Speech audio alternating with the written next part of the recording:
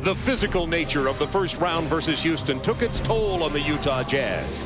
It was a scare and an awakening the defending Western Conference champs say they needed. They advanced with a deep sigh of relief. San Antonio's turnaround season continues following a 4-game series win over Phoenix. The battle cry of the tall and mighty rises as they march forward toward their old playoff foe. Spurs Jazz next on TNT.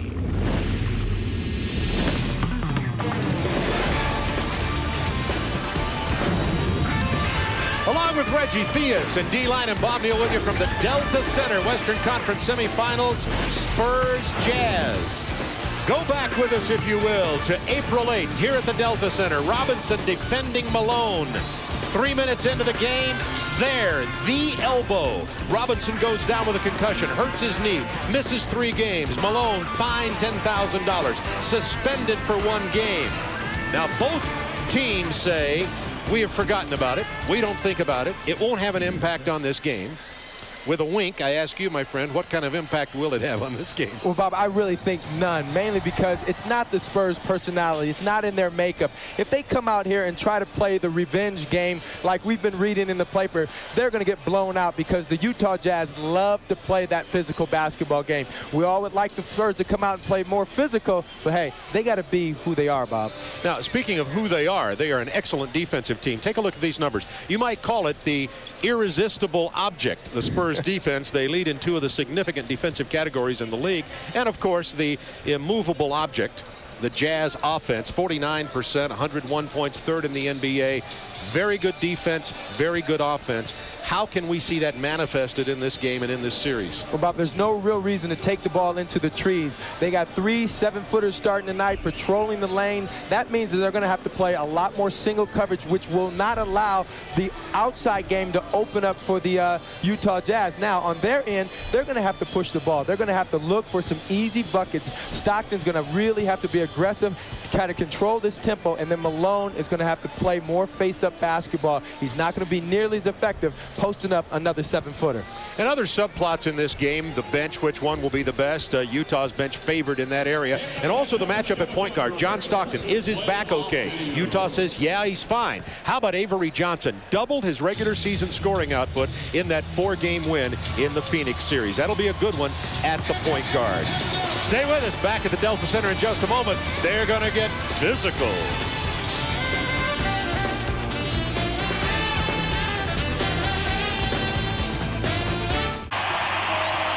Tabernacle Square in downtown Salt Lake City, Utah. This is the Delta Center. The Utah Jazz hosting the San Antonio Spurs. Avery Johnson leads the Spurs in scoring after the 4-game series win over Phoenix. Vinny Del Negro struggling with his outside shot at the 2 guard. Duncan and Purdue at the forwards. Robinson at center. That's 21 feet worth of big man underneath the basket for San Antonio. Utah. Stockton and Hornacek. Is John Stockton's back okay? As Jerry Sloan said, John's fine.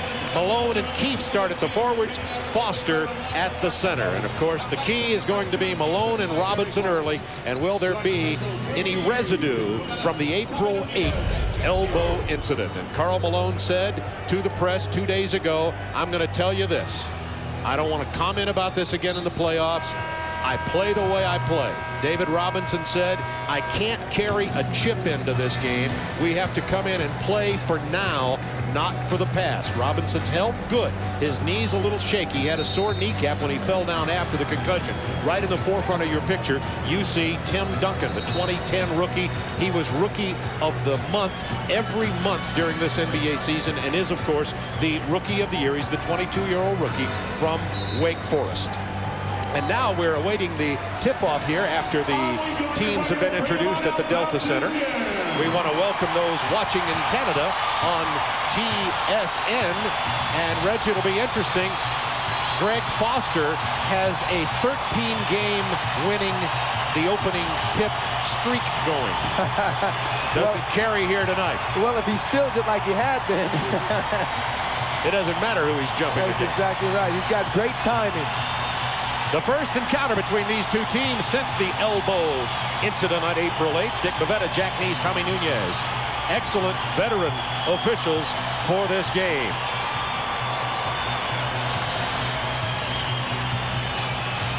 Greg Foster uses his quickness. Now he lost the opening tip for the first time. And since I've watched Utah about 2 weeks after the All-Star game, and Avery Johnson averaging 20.5 points per game, 65% from the floor. But his assists are down a little bit as Phoenix dared him to shoot and score, and he did. Offensive foul, David Robinson, as he charged into Karl Malone. And nothing like a quick defensive play like that to get your juices going. Karl Malone has to be aggressive tonight. Great footwork on him in defense. San Antonio opening up with Purdue on Karl Malone. There's the 7-footer, Will Purdue. Stockton open off the curl. Utah 2-0.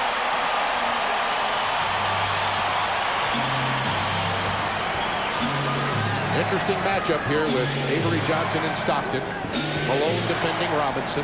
Hornacek is on Vinny Del Negro, and Foster playing Tim Duncan. Shot clock to 7. 5. Running out into the lane. Avery Johnson gets the roller to go. So Utah's leading scorer gets the first 2 points for Utah. 1 minute gone. Opening period. Game 1 Western semis. Earlier tonight, New York got out to a big lead on Indiana in game 1 of that Eastern Conference series, but Indiana held on, came back and won by 10, 93-83. Adam Keefe, who played very limited minutes in the opening series, only about 9 minutes a game in here, so they hope he could get some rebounding against this big 7-foot front line of the San Antonio Spurs. And Bob, when you talk about the 7-foot lineup that they have out there, it just lays a lot of questions out there for the Utah Jazz. How do they defend 3 7-footers on the court at the same time? Well, I think that John Stockton is going to have to be the guy to be the designated trap guy. You're going to have to leave somebody open. Even though Avery has been playing well, he is still the most likely guy to leave open on the perimeter. That foul against Karl Malone, so both Malone and Robinson now with a foul. Malone called for the push in the back. Vinny Del Negro penetrating. Malone rebounding. And here's what's key. Rebound and get out in early offense. Stockton missing it. It's going to be Utah ball. Now, it's early in the game, Bob, but one thing that Jerry Sloan said to us, that he wants to see his team run, but the one thing he doesn't want is the quick shots. So that bothered him in game 5 when they ran against Houston, even though they beat Houston. The inbound pass taken by Purdue and given to Avery Johnson.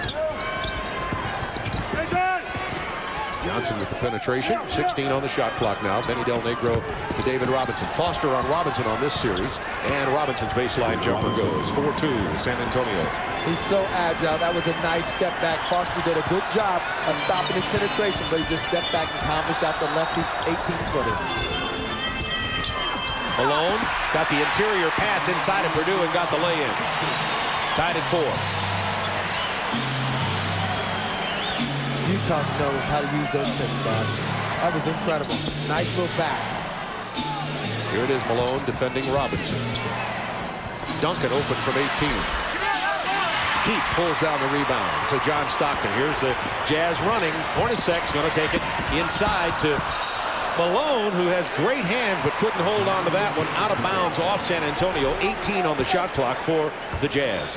And the Jazz not shooting well. That's given the Spurs not shooting well. It's given the Jazz opportunities to run. Of course, that 6-day layoff could be a big factor early. Purdue grabbed the rebound, lost it. Foster hit the bottom of the net, then jammed it in. That wasn't pretty, but it was worth 2 for the Jazz. Bob, in the neighborhood, we call that self-check. Self-check. I self-check in daily life. 10 on the shot clock for San Antonio. Jazz by 2. Rebound Hornacek. You see the Jazz trying to get in. If they're not running and gunning, they're at least trying to get into their, what they call their early offense. Duncan defending Keefe, kicks it out of bounds. Foster, check him out right here. Nice offensive rebound, but look at the self-check. Hits it on the bottom of the backboard. Unreal. Jazz by 2, 8:43 to go, first period. The Lob inside to Malone. He got inside of Purdue again. Oh, he is just out finessing Purdue twice now. He has used the interior picks that they do. Avery Johnson with the penetration. He dishes to Purdue. Fouled by Foster. And will go to the free throw line. Get this. Will Purdue a 53% shooter on the regular season. But Purdue is 6 out of 7 from the line in that opening series against Phoenix. Purdue with 3 championship rings from his 7 years in Chicago. Been with San Antonio 3 years. 10th year in the league. 32 years old from Vanderbilt. 7 out of 8. He's a free throw shooting machine. No question. He's a hard worker. Popovich paid him a big compliment earlier today. He said he is a consummate professional. 8-6 Utah. 8:18 to go first period as Purdue gets them both. John Stockton, nobody better in the NBA at getting his team into what they need to score. Stockton's going to try to score himself there, but he missed the jumper. Rebound, Tim Duncan. Averaging 9.8 rebounds per game in the playoffs is the rookie Duncan. Born in the Virgin Islands. Didn't start playing basketball until he was 14 years old. He was a swimmer, believe it or not. Prior to that, Avery Johnson in the lane. Avery's feeling it. Well, he's going to a strong side. The little lefty side hand hook going across the lane is one of his patented shots. Big compliment paid to Avery from Jerry Sloan. He says the NBA needs more players like him. He is a self-made man. Dick Bavetta with the call. Foul's going to be on Purdue. That'll be his first. Now, Will Purdue has gotten burned twice on that little interior stuff. Right there, he tried to lay more body on Karl Malone to stop him from getting the little stuff in the inside. Well, we do know this. Will Purdue does have his 6 fouls to give. And if Popovich has his way, will use those judiciously. And sometimes he doesn't do the fouls purposely. That's right. Sometimes he's just a big body. Be inbounded on the sidelines as the officials get the score and the clock right. There's the early shooting. 3 of 6 and 4 of 8. 7:25 to go in the period. We're tied at 8. Purdue playing Malone. Trying to post Malone to see how effective that can be.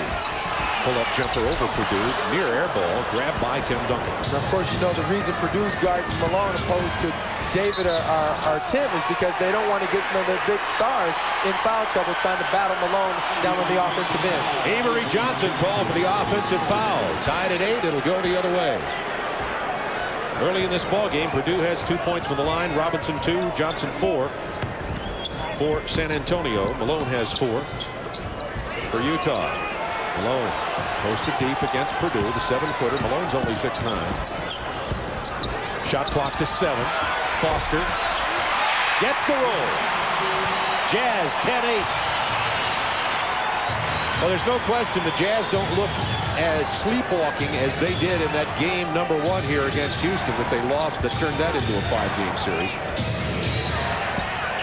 I think that was just a lack of respect. Tim Duncan working inside over Foster. Travel, wave off the basket. Now that's good defense by Foster. Down low, not allowing Tim Duncan to gain any room down on the baseline. He bodied up and gave him where he wanted to go. Greg Foster showed he could play defense against Olajuwon right here, showing it again. Look at his body contact, arm straight up, doing a great job. Early in this game, the Spurs have turned it over 4 times. Is the crowd intense at the Delta Center? Well, it's a 2 earplug night for that young man. D-line, we've been talking about the benches. The X factor, one of the X factors for Utah has to be Greg Ostertag. Bob, I agree with you. I think he is their center of attention this evening. Greg finished up the first-round series strong. If we look at some of his numbers, he was much more productive in games 4 and 5 than the first 3 games. And those 10 blocks, 5 of those coming in the fourth quarter of Game 5. He says we have yet to see his best playoff basketball. There's no question Greg Ostertag could play a big part in this basketball game because rebounding is going to be a huge factor. And, of course, if one of these, Duncan or Robinson, get into some offensive rhythm, he can be in the game and give up some fouls. Malone left alone for the jumper, and he misses it. Rebound, David Robinson. 10-8 Jazz. 4 Spurs turnovers early. Tim Duncan off the glass. And the rookie has his first basket and his first shot of this basketball game. 6 minutes to go, first period, along with D-Line and Reggie Theus, Bob Neal with you. Western Conference semifinals, game 1. Stockton almost lost that pass. Foster diagonal to Malone. The fadeaway. Adam Keefe stepped inside to get the rebound. Malone now left alone for an uncontested near. Jazz by 2. 5:30 to go, period number 1. Both teams, like heavyweights, just feeling each other out so far here. Probing. Be interesting to see when they go to the bench what changes are made. Robinson missed that one off the glass. Foster, who's been big early, with the rebound. Hornacek.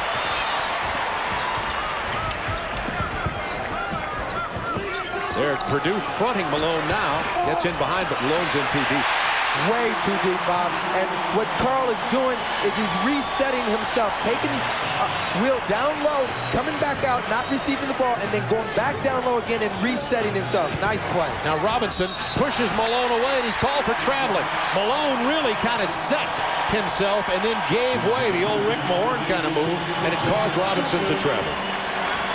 Always a good thing to do. You got to make body contact, but you got to out-quick guys. Right here, Carl takes the pressure and then moves out of the way. Robinson, no place to go but for a walk. 5 San Antonio turnovers in this first period. Isley in for Stockton. Malone traveled.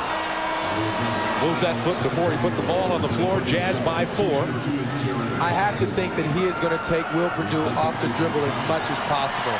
It would be a smart thing to do because he's going to make Will back up where he can get open for that 17-footer. Now the chess match begins. Jaren Jackson, wearing number 2, who had started in the Phoenix series and played well, is in the ball game. Hornacek will be defending Jackson. This is Jackson here out of Georgetown, and many stops prior to being fouled by San Antonio. Inside to Purdue as he put it on the floor. Keefe knocked it down, and it was last off San Antonio. It will be Utah ball.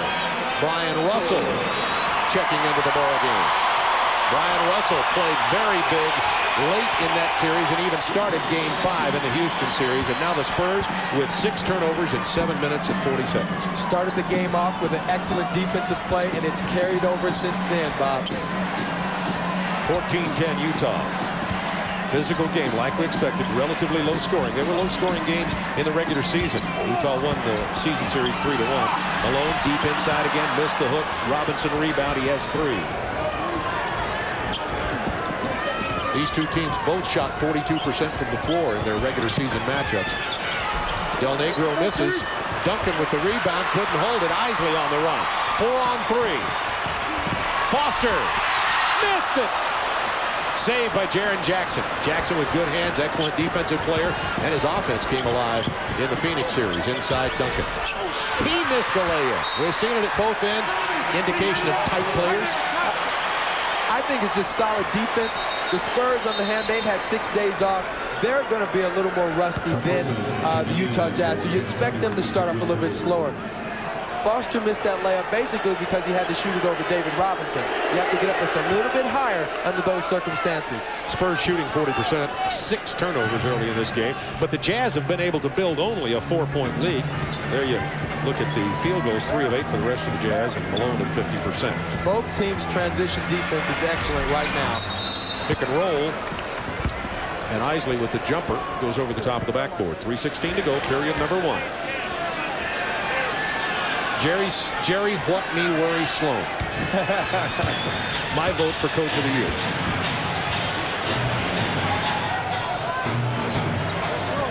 .308 to go in the first period. Isley now defending Del Negro. Gets the pick from Robinson. Over the shoulder Isley. Vinny Del Negro. Vinny was only 1 of 7 from 3, only shot 37% from the floor in that Phoenix series, but he can be a big factor. Malone slips easily inside for the lay-in. That was so well executed. It was incredible the way he held the defense off and immediately on the touch pass from the corner.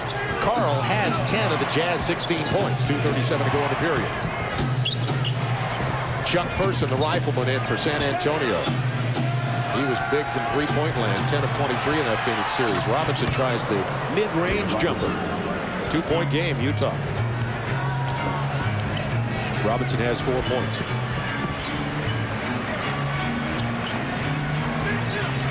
Hornacek. That's a 2. He just stepped on the line over Jaren Jackson. Jeff Hornacek. Jeff's first bucket and first shot attempt of this game. Jazz by 4 again. Pick and roll San Antonio. 2 minutes remaining. Del Negro feeling it. Certainly can't go under the pick and roll with Del Negro.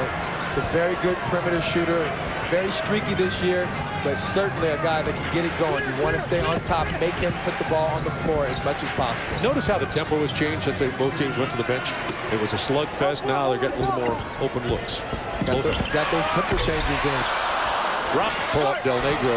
I think Isley got a piece of that. Well, much better defense that time. Hugged his body real tight coming around the pick. Made Del Negro put it on the floor and then try to shoot a jumper. Hornacek defended by Jaren Jackson. Tommy Nunez with the call.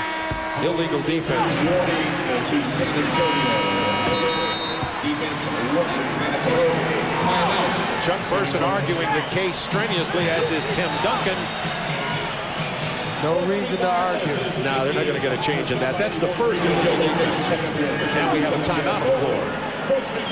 Ostertag is going to make an appearance, I believe, for the final minute 10 of this period. Timeout on the floor, and out at midcourt, and now being ushered back down by Hank Egan is Greg Popovich. He is still steaming as he meets Nunez. We'll be right back.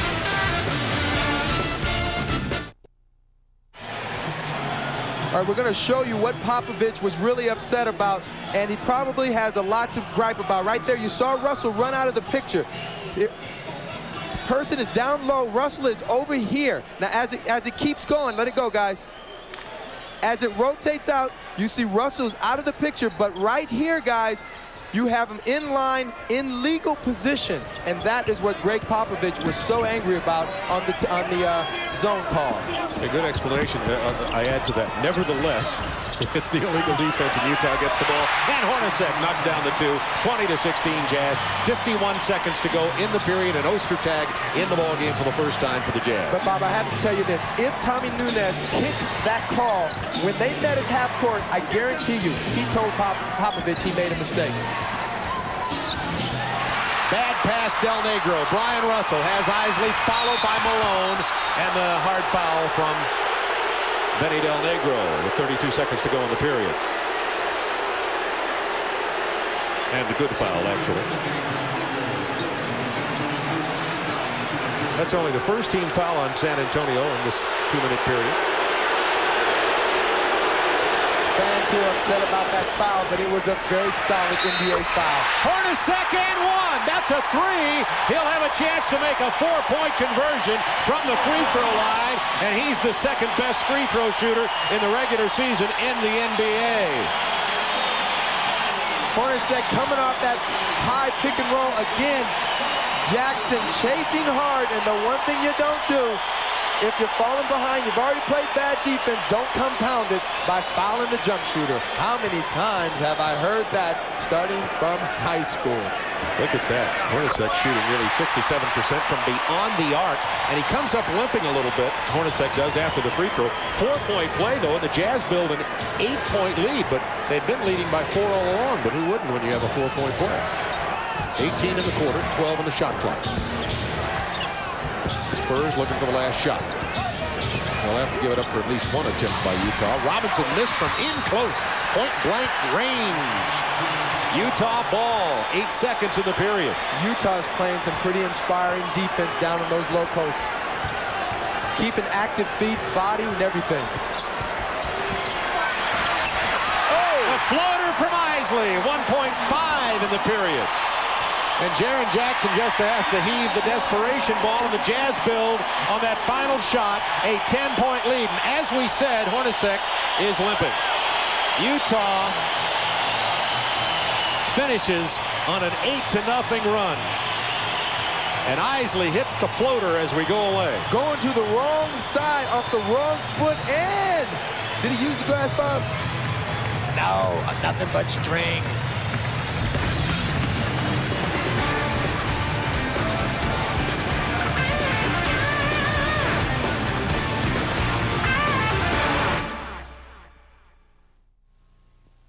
don't even know what happened. I must have just turned when Brian hit me. I think he was shooting up the middle, going for a ball or something, and all of a sudden, boom, hit me, and I didn't know what it was. But then I saw Brian holding his head after a little bit, and I figured we must have hit heads.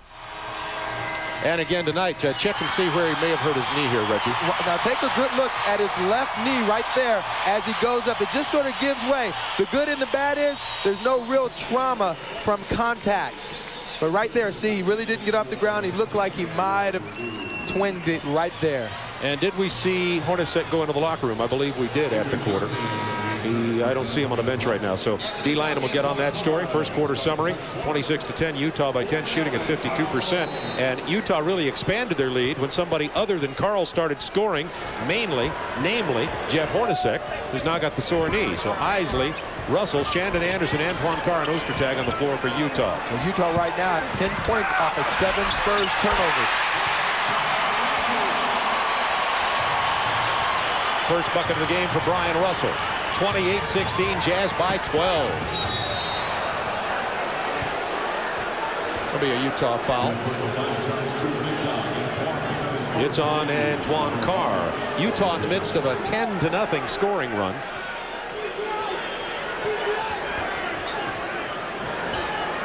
Jaren Jackson will produce back on the floor also for San Antonio. Duncan gets the quick double team and is fouled by Shandon Anderson. And D. Lynam, what have you heard on Jeff? Well, Bob, it's actually not his knee. It is his right ankle. It's actually a mild little sprain. He actually popped out. There's a chiropractor working on it right now. He should be out shortly. So it is not his knee. Well, probably good news. It's very good news. You never want to see that knee buckle like that or any type of trauma to the knee. We've got a hold before the drive. It's on Antoine. That'll be his second in about 30 seconds of playing time. Team fouls, that's the third already in this period against the Utah Jazz. Of course, none for San Antonio. All on the same possession. The miss, the rebound by Russell, and here is Howard Isley. Purdue playing Ostertag at center. Avery Johnson playing Isley. And Person on Shandon Anderson. Could have a problem with his quickness. Carr. The big dog, his first basket of the night. Well, that's one of the first times that the Spurs have actually doubled down on the low post. And, of course, if they can get Carr to hit shots like that, they could be in business in a big way here. This is about as small as the Spurs get. They have Purdue and Duncan in. Robinson on the bench. 12-0 Utah run. They built a 14-point lead. Chuck Person's finger roll doesn't go. Purdue working on the offensive boards, can't control it. Loose ball. Shandon Anderson and Antoine Carr holding his right knee and slow to get up. Carr just coming to half court here, limping. He went down and grasped his knee as though he was in some kind of pretty serious pain.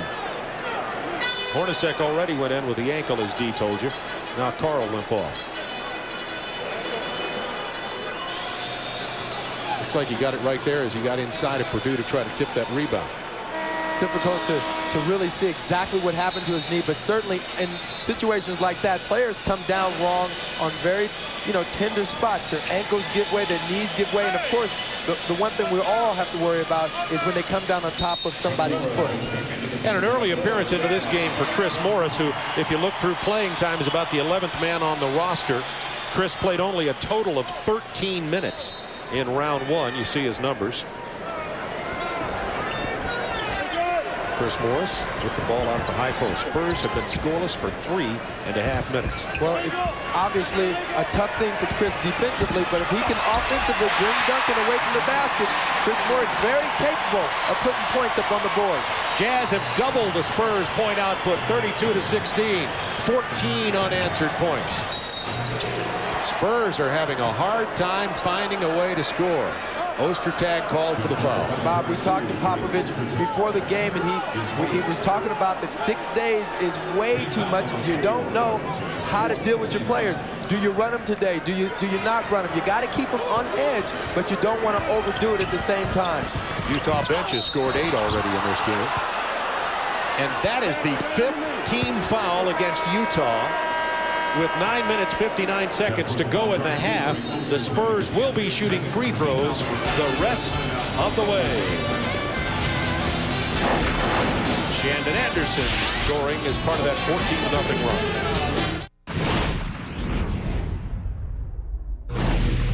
When your bench gets outscored 56-20 and out-rebounded 15-8, you know, you're going to lose. So, you know, we got our heads handed to us with their second unit. A subdued Jeff Van Gundy summing it up as the Knicks, leading 31-13 after the first quarter, are outscored 80-52 the rest of the way by the Pacers, who take a one-game-to-none lead. Back to the Delta Center to Bob and Reg.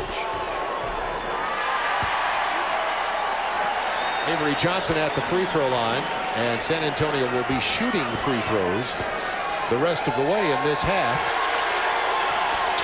Spurs haven't committed one foul so far. That's the first point for the Spurs in 4 minutes. Coming up tomorrow, Hornets Bulls, game 2 of that semifinal series at 8 Eastern time. Lakers Sonics game 2 follows up. Good night tomorrow night on TNT. Johnson running.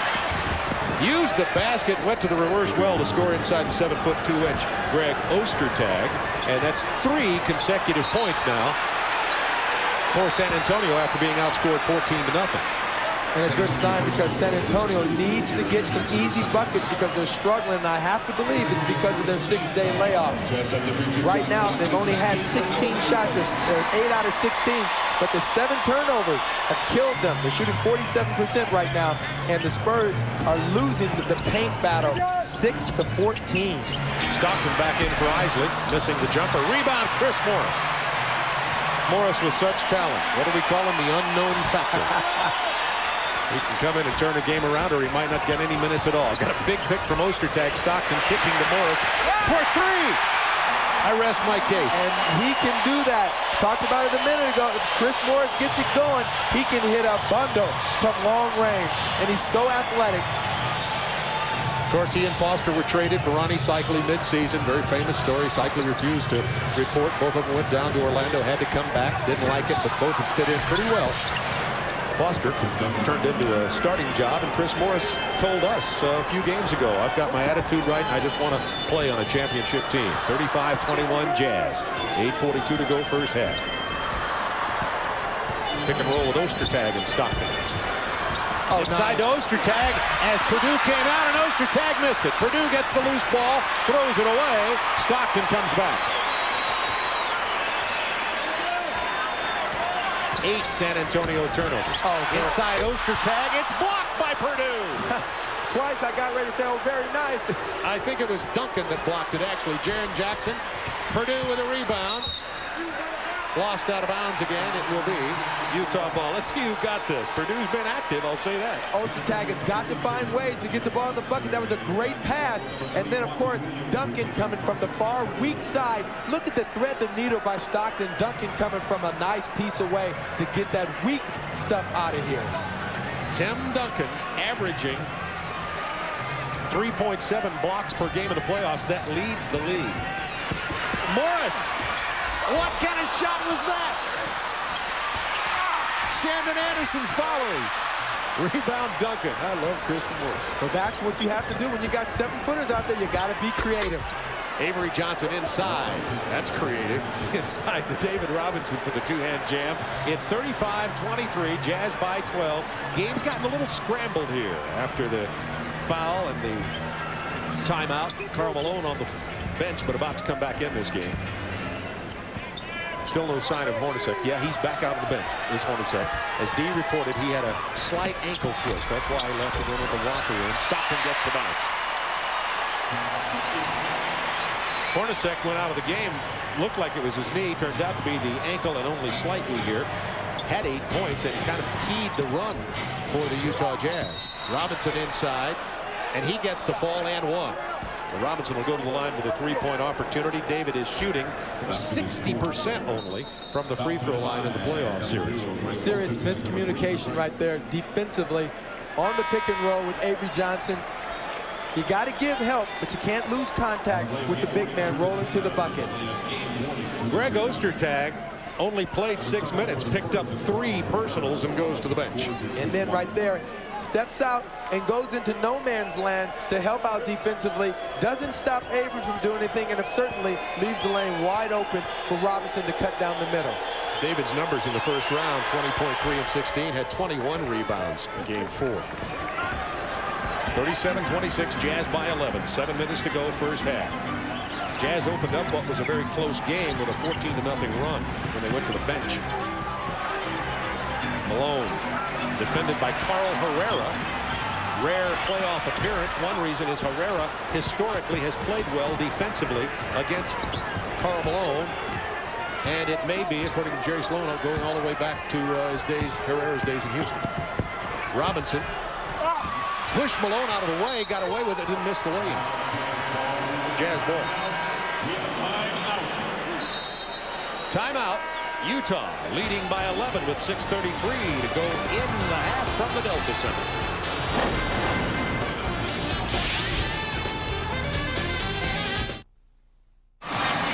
Jazz by 11 with 6:33 to go in the half. Utah had a scare in round 1. They lost game 1 at home to Houston. Took them 5 games to eliminate the proud former champions. But Utah really did kind of win it going away by 22 and 14. They've only rested 1 before this series begins. Well, game 5, Karl Malone woke up, and it was timely because they really needed his effort out on the floor. And I think that has carried over into tonight's game. Karl had 31 and 15 in that game 5. In this game, Karl had a quick early 10, hasn't scored since then. The Jazz enjoy an 11-point lead. Jaren Jackson looking for Robinson, defended by Malone. 10 on the shot clock. Turnaround jumper for David. Malone right in his face. Shandon Anderson almost lost it, now controls it to stop it. And that's just solid defense. You see how far he had Robinson out on the floor when he received the ball. That's critical. Double team on Malone, but he shoots it before the double team can really get established. And the rebound in another rare appearance, Monty Williams. Greg Popovich told me before the game that Monty Williams and Herrera would probably play, meaning going 8 and 9 deep in their rotation past the usual 7 men, simply because they were playing Utah that has such a very deep bench. And Jaren Jackson gets the triple. It's 37-29. San Antonio pulling in. They were down by 14. Malone! Nice hands. Herrera had a hold of him. Malone got it, sliced it in inside of Carl Herrera. And Carl's first bucket sits the first late in the first period. Well, we worried about how Karl was going to get inside. Tonight, he is really playing excellent basketball offensively, getting inside the defense. And remember, this San Antonio team led the league in 2 key statistical categories: points per game at 88.5 and field goal percentage at 41. Well, a lot of that's because they're one of the best running teams in the league. People don't really understand that, but this team is relentless getting up and down the floor. 39-31 Utah. Avery Johnson continues his scoring. He's 4 out of 4 here early in this game. Morris, not this time, hit a 3 earlier. Spurs down 8, chance to pull even closer here. Tim Duncan sits on the far sideline awaiting an opportunity to re-enter this game. 10 on the clock. Avery Johnson blows past Stockton, and Avery is having a very good game. That is a shoestring shot. That was a tough shot, people. 11 points, 4 assists. The 16-point lead has been cut to 6. Back to 8. Malone.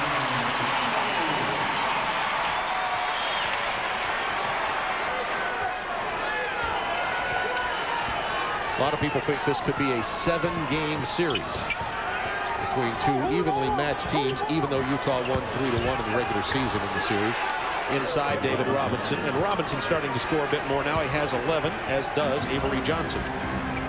That was just pure quickness by Robinson down there. Unbelievable. San Antonio shooting 52%. Started the game off slow, but it picked up drastically. David Robinson picking up his scoring. He has 11 now as he slid inside. Herrera picked up the first one there. Now watch Robinson. Give him a little fake there, and the quickness sliding baseline. Oh, he's so smooth when he's moving like that. Herrera goes back to the bench. Tim Duncan is in now. Duncan and Robinson up front with Jaren Jackson, Avery Johnson, and Monty Williams for San Antonio. Within 6 of the Jazz with 3:43 to go in the first half. Stockton finds a way to the hoop. That should be part of his name. Stockton finds a way. There's no question. He is so cagey coming off that high side. It doesn't matter where the pick and roll comes. He can find a way to hurt you. Avery Johnson defended by Stockton using the Robinson pick. 7 on the shot clock. Dribbled right past the double team, got it inside to Robinson, and Utah had to foul him. Avery Johnson, I've always admired his game, but now he's scoring and delivering the assists. No question. His ability to get inside the defense has grown so much in the last year. Look at this. Another hesitation to turn the corner and then finding your big man. Always important. You see how David Robinson made his move on the baseline and then rolled with the offense to stay right in line so his little fella can keep him in his eyesight. Speaking of the little fella Avery Johnson at 5'11", 180 from Servant, he was never drafted in the NBA. Played at Seattle, Denver, Houston, Golden State. Has a 4.8 to 1 playoff turnover ratio. Go on and on. His career is at its peak, and you couldn't be happy. Well, when you've come so far from where he's been, you always can appreciate his game. CBA, out the league, on the verge of being cut several times, hung in there, and he's one of the great guys of the NBA. They were chanting his name, Avery, at the Alamo Dome in Game 4 of that first-round series. Yeah, Russell, we love your hustle, but Carl, you are the mailman. 11 points early, and he is the man. Well, he started off the game with defense, and since then have picked it up. 14 points, 3 rebounds, and 3 assists. And we wondered how he was going to get inside the 7-footer. Right there, the quick touch pass, using his body, shielding the defense. And then, again, the defense on Robinson has been superb early in this game. And we look onto the floor and see that Jeff Hornacek, who played only 12 minutes in the first period before spraining his ankle slightly, is back in the game. 43-36 Jazz, 2:54 to go in the half. Malone trying to drive past Tim Duncan. The rookie called for the foul. Right now, the Jazz have taken 10 more shots than the San Antonio Spurs, and a lot of that because of the 8 Spurs turnovers in this game. Very, very strong difference right there. Stockton gets inside of Del Negro, and now Del Negro commits the foul. So San Antonio catching up on the fouling situation. Utah got in the penalty with 10 minutes to go. They're the scoring leaders in this game, along with 14. Hornacek got that 8 before he hurt his ankle. Hadn't scored since. He's been out. Stockton 6 and Foster 4 for San Antonio. Robinson and Avery Johnson. Avery Johnson, by the way, the leading scorer for San Antonio coming out of that Phoenix series. Not Duncan, not Robinson. Both teams shooting pretty well right now. The Spurs 52%, Utah shooting 51%. John Stockton, everybody questioning whether or not he strained his back. He's such a tough warrior, you'd never find out by asking him. But he did go 0 for 5 from the floor and played only 27 minutes in that Game 5. I do throw in, though, he contributed 10 assists. You know, he's been quiet in this game, the man with the ball right now, Duncan. Till then, he was 1 of 4 from the field, 2 of 5 now. 45-38 Utah.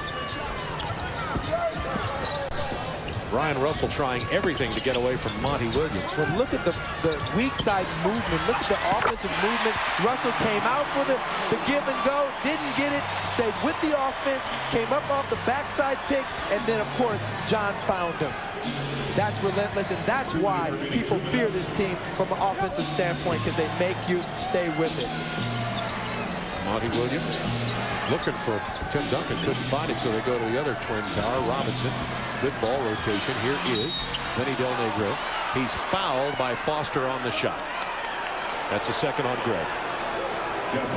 Join host Ernie Johnson. Talk about the marathon man. Ernie Johnson, who's been there through the quadruple doubleheaders. He's with Kenny Smith and P.J. Carlissimo tonight. The conclusion of this half, the Nike halftime report. They'll get you updated on all the action from Knicks Pacers. Game earlier tonight. Knicks got out to a big lead. Pacers looked like they were a little bit rusty from the layoff awaiting the Knicks. But Pacers won the game by 10. That's all coming up at half on the Nike halftime report. And speaking of the East, Chicago handled Charlotte. Game 2 tomorrow night at 8 Eastern Time, TNT. And tonight, Indiana got New York by 10, 93-83. Vinny Del Negro, flawless from the free throw line in that first series. He was 11 out of 11.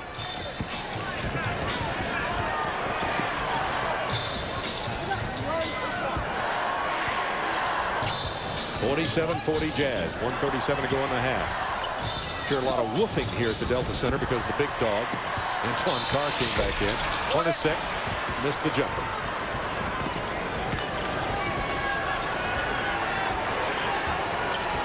Minute 22 to go in the half. Jazz have led it all the way at one time by as many as 16. They went on a 14-0 unanswered run into Duncan, defended by Carr. Tim Duncan. Big fella has so many shots off the glass on the weak side, coming over with the left side, in the middle with the little soft jumper. He's got tremendous hands for a big fella. Karl Malone gets inside, and the foul is going to be on San Antonio. Tim Duncan patting Dick Bavetta. And Bob, when you talk about Karl Malone, watch him use his hands and his arms. You think they're in a wrestling match, but Karl is actually timing the offense. He knows that if he holds up long enough, Stockton or the offensive man will be in position to give him the ball right up under the basket. That is really an unconscious, conscious way to play basketball. You saw Tim Duncan patting Dick Bavetta. That's because he didn't call the foul on Duncan. He called it on on Jaren Jackson. Picked up his third. Speaking of the special delivery from Karl Malone, you see the difference when he plays big. Pretty obvious. Well, I thought that his energy level was way down in the Houston series, and I was a little bit worried about where his head was, but he came out in Game 5 and really gave it to us. And, of course, tonight, playing a Karl Malone type basketball game. He's on his way. If pace continues to 32, he has 16 right now. Spurs have hit their last 6. They've been, after going through about a 4-minute drought, been playing well. Getting it inside like that helps as Tim Duncan puts it down again. And we have a 5-point Utah lead with 38 seconds in the period. And Duncan, who's coming alive here, has 8. Stockton. 3! John has 11, his first triple of the night.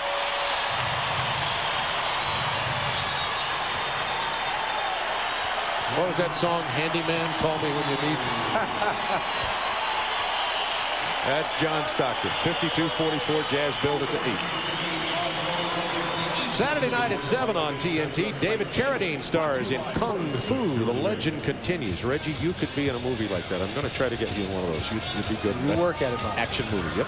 Sunday mornings, they're starting at 10. Watch the all-day In the Heat of the Night marathon. All right. John Stockton always finding a way to get things done. He does it with so many array of different things. Look at coming off the high pick and roll, steps back behind the 3, looking for the 3-pointer, and then drains it. His ability to turn the corner, to find the open man, and relentless defensive effort right now. 11 points, 5 assists, and still among all the trees out on the floor, probably one of the biggest men out there. Just ask him.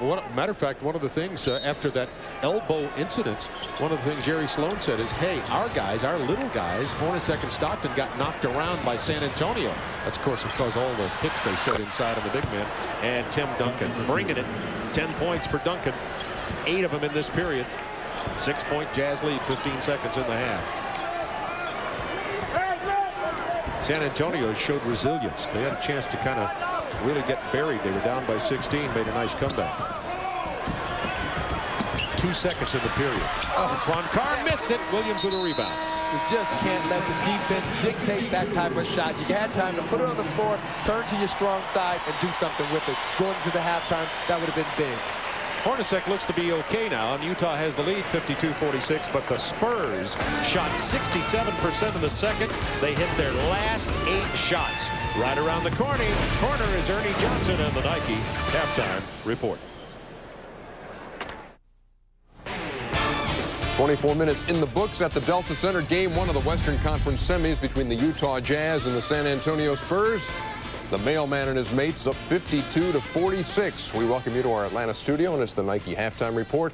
Ernie Johnson, Kenny Smith, and PJ Carlissimo back for yet another night here in the studio.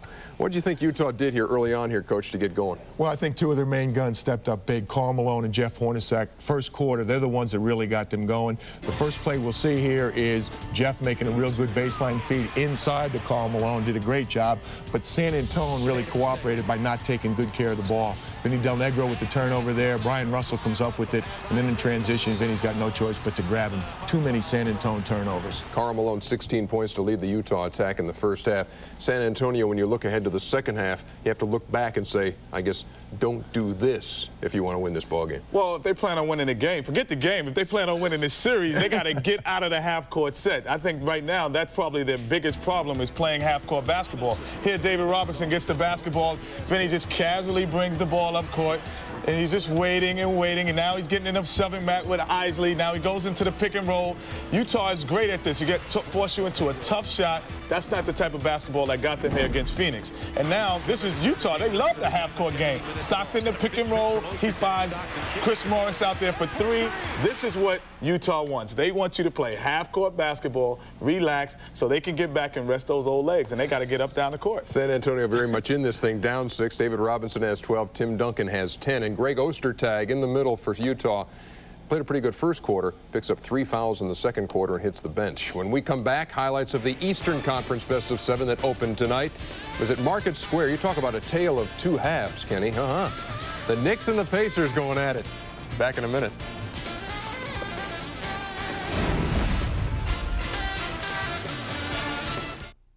We welcome you back to the Nike Halftime Report. Yes, the legend of Jeff Van Gundy spreading far and wide, and look what they're doing in Indiana tonight. Nice hair on the doll. Watch the Knicks. Great start at Market Square tonight. John Starks, open jumper, 17-7. Allen Houston on the cut. They led by 19, 30-11 in this game. Larry Bird's guys down 31-13 after one, then they outscore them 80-52 the rest of the way. Jalen Rose, 18 points off the bench. Travis Best, 18 points off the bench.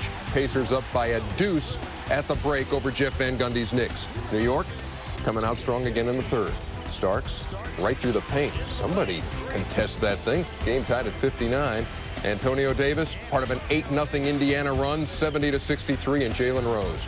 Wide open look at a three. Pacers up by 10, and Reggie Miller and Mark Jackson didn't have to do that much tonight because the bench told the story. 93-83, Indiana wins game 1 over the Knicks. And the Pacers were inspired in part by a special delivery to Reggie Miller from his good buddy, Spike Lee. It's always nice to get flowers, but when they're black roses, talking about we're going to sweep, there's already history between the two teams and a lot of bad blood. You don't need to get someone already riled up. You know, when your bench gets outscored 56-20 and out-rebounded 15-8, you know, you're going to lose. So, you know, we got our heads handed to us with their second unit. Well, he was talking about a sweep, a rose for each game that we swept, so we took one out and probably send one to him. That's one down. We'll get more on that story as the week goes on. I'll explain in a second. Here's what the Knicks did. First quarter, 31 points, 52 the rest of the way. See the shooting percentage down and the turnovers. 3 in the first quarter, 14 in the final 3 quarters. Game 2 Thursday night right here on TNT. And on Thursday night, we expect to have Spike Lee here in the studio. He can tell us what he's sending Reggie for game 2. The bench, PJ, what an unreal effort by Indiana tonight when they really need it. They really needed it and kind of got lost in the shuffle because they did the same thing in the second half also, but it was their bench that stepped up enormously big, 56 points. And also, right here, you see it rebounding also. Antonio Davis misses, gets his own rebound, digs it, and kicks it out. They move it on the perimeter. Travis Best finds Jalen Rose. He knocks down a 3, an open 3, a wide open 3, which is unusual against New York. Now you got Travis pushing it in transition. Jalen Rose with a nice little pull-up jumper and knocks it down. And let's not forget Derek McKee's defense also. We talk about the offense off the bench, the rebounding, some great defense off the bench. It was a complete mismatch. The one bench completely outplayed the other.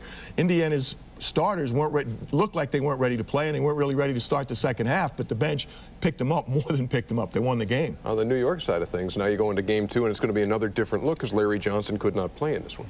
Well, I think the biggest thing the Knicks have to do is probably stop the penetration of Travis Betts. I think they've always had a history of a little bit of trouble against quick guards. If you look at guys like Allen Houston, Allen Iverson, Tim Hardaway, they've always had big games against the Knicks. So they're going to have to do something to control that quickness that Travis Betts brought to the game today. The story of the game for the Indiana Pacers, the bench, and Jalen Rose with 18 points. Reggie Miller calls him a point everything, and he did it all tonight for the Indiana Pacers as they win game 1. Back to wrap up the Nike halftime report right after this.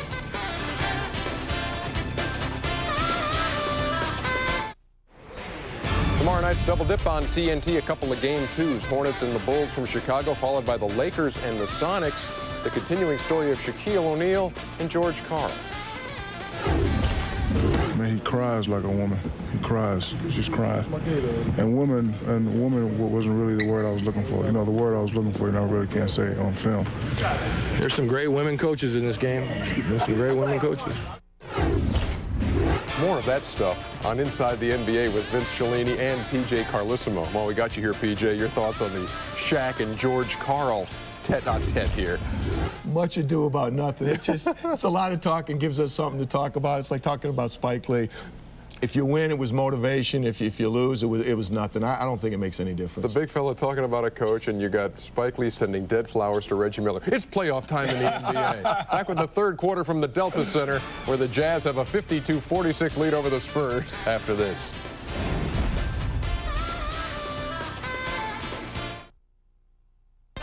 This program is authorized under broadcasting rights granted by the National Basketball Association. Any publication, reproduction, or other use of the pictures, descriptions, or accounts of this game without the expressed written consent of the National Basketball Association is prohibited.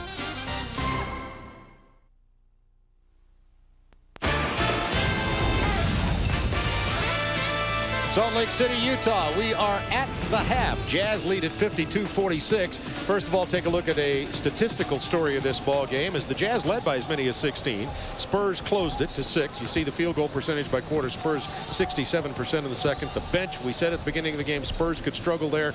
Jazz usually have good production. A couple of other things to note. First of all, the point guards are playing really well. Both have 11 points, Avery Johnson and John Stockton.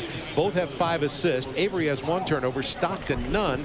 And the 21-foot tall front line of San Antonio has only 1 offensive board. Story of the game, though, the man, Karl Malone started the game off with some solid defense and then rolled it into some smart play, some very versatile play on the inside. We worried if he was going to be able to get his shot off against the 7-footers, and he's found a way by out-quicking them down low, using his head, and then taking them to the perimeter, making them use their footwork. He drains the 17-footer. Big-time first half of basketball, and it all started with his defense. And before the second half gets underway, let's go to D-line of D. Bob, San Antonio obviously wanting to work on their interior defense, but very pleased with shooting nearly 58% from the floor. Jerry Sloan very unhappy with Utah's defense. They measure how well they do that with deflections. He likes to get 10 to 12 a quarter. They got only 12 deflections for the whole first half. Bob? Jerry, leave it to Jerry. His team's leading by 6. He's unhappy with the defense. Jerry very seldom will ever be happy with the defense. I know, I played for the man. But I thought that Utah's post defense in particular, not necessarily in the deflection area, played very solid. Foster in the start of the game really made David and Tim Duncan both change their post-up game and become perimeter players. Both teams going with the starting lineups at the beginning of the game. They have the 21-foot front line of Will Perdue, David Robinson, and Tim Duncan for San Antonio, with Avery Johnson and Del Negro. It'll be Karl Malone, Foster, Adam Keefe, Stockton, and Jeff Hornacek for the Utah Jazz, leading by 6 at the half in game 1 of this Western Conference semifinal series. Inside Keefe.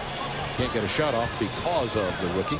And of course, when you lead the half by 10 more shots than the opposing team, you got a great chance of being up. And that comes from their defense on 8 turnovers. Shot clock at 3. Malone has to throw up the prayer. Didn't hit it, so that's going to be a violation. Jack Nees with the call, and they'll just sideline out of bounds it. 24-second shot clock violation. So San Antonio came in and played very good defense on that first Utah possession of this game, better than they played defense starting the ball game. Greg Popovich, general manager and head coach. He's 73 and 73 in his 2 years as head man at San Antonio. He was an assistant under Larry Brown and Don Nelson. Opening moments, second half. Looking for Duncan. Foster had him fronted.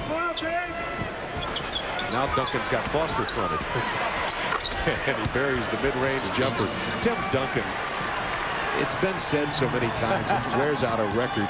Danny Ainge said it. He's good. Yeah, Danny Ainge said it real well. He said if you have to build a franchise, he thinks there are 2 players, Shaq or Duncan. That's high praise from Danny Ainge. Got a jump ball. Speaking of Tim Duncan, he hit his last 5 shots going back into the second period. Has 14 now to be only 2 behind Malone for scoring leadership in this game. Bob, Danny Ainge understands that you play this game from the inside out. You're going to build something, you got to build it with a guy that can put points on the board and cause double teams. That allows the outside guys to get into the game. See Foster steal that jump. And of course, Danny Ainge needs a big man. That's a fact. Talking to him. Speaking of big man, Ike Austin is staying with the Hornaceks here in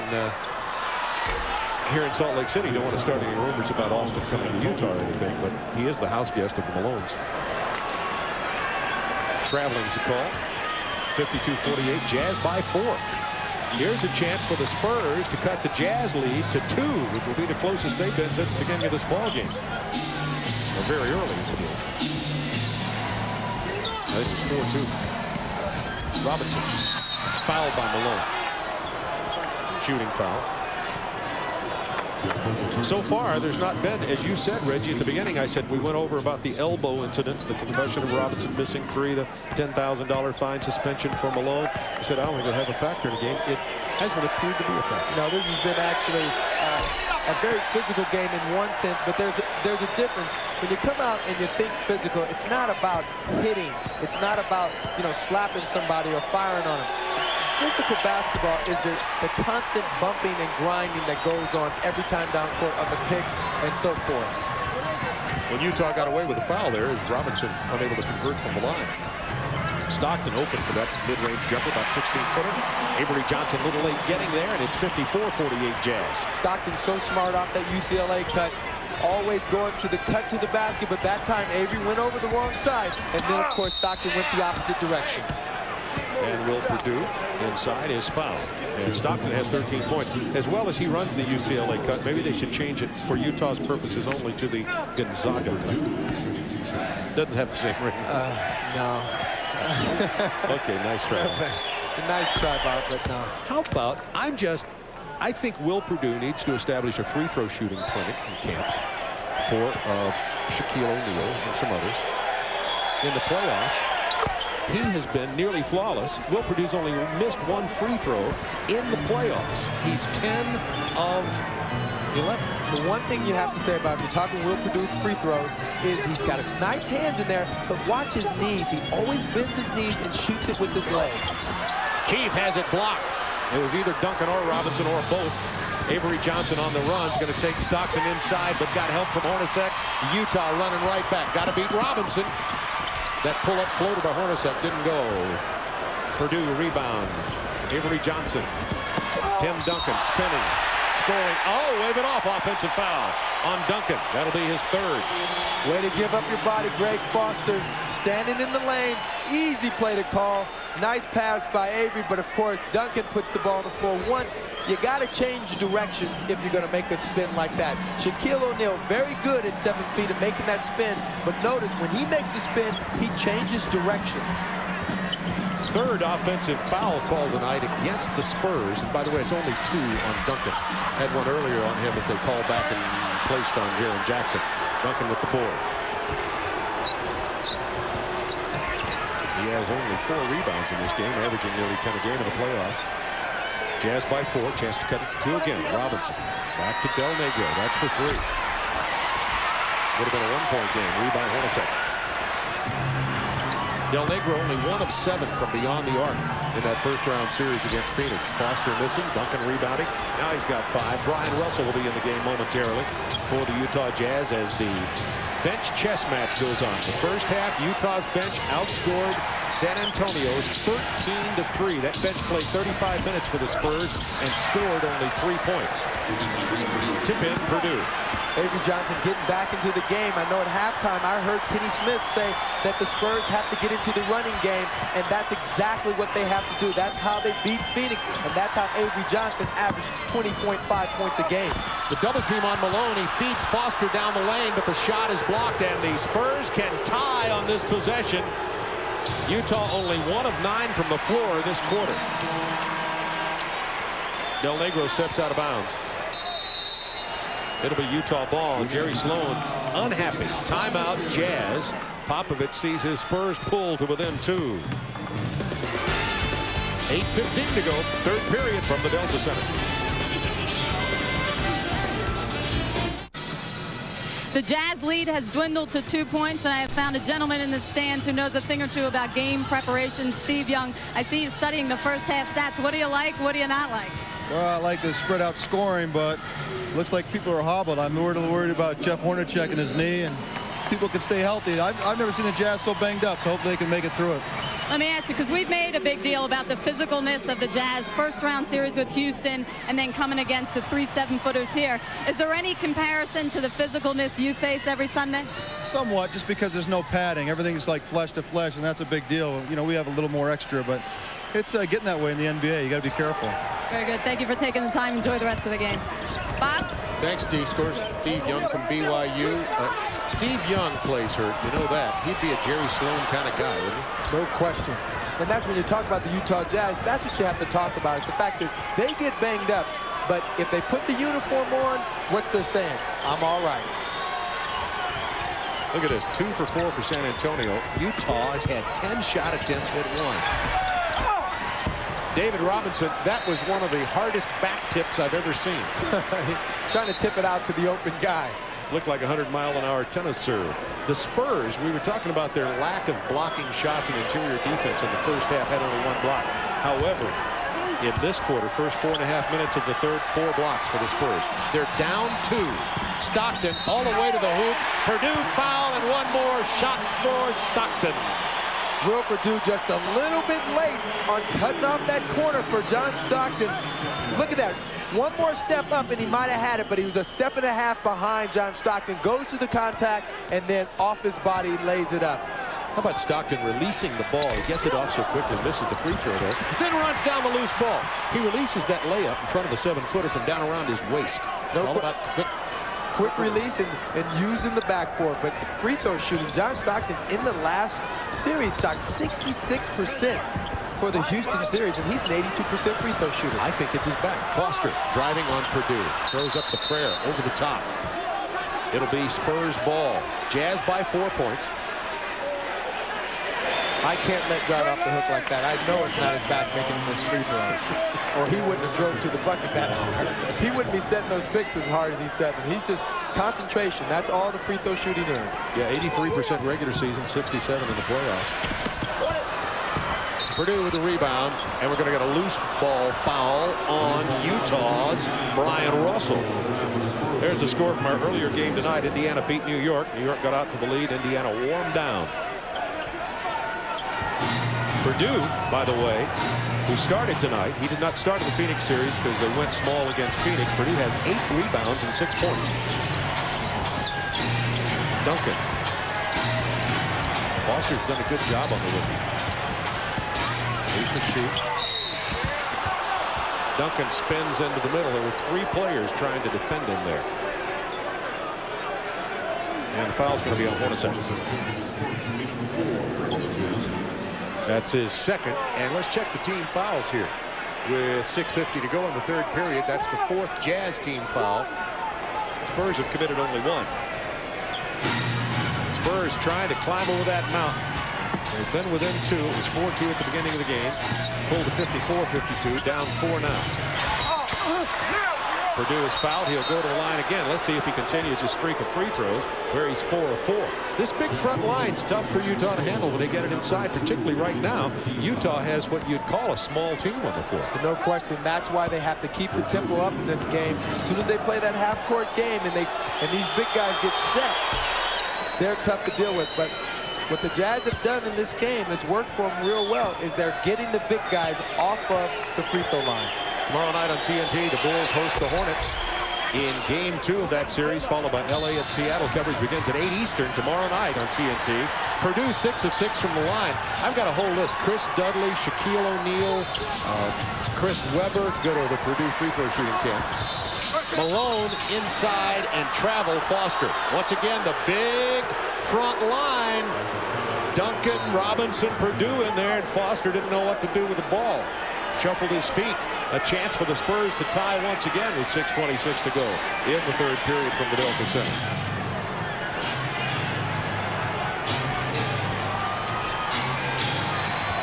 Avery Johnson, 11 points in the first half, hasn't scored in this period. Looking for Del Negro. 10 on the shot clock. There's good defense. Hornacek right inning.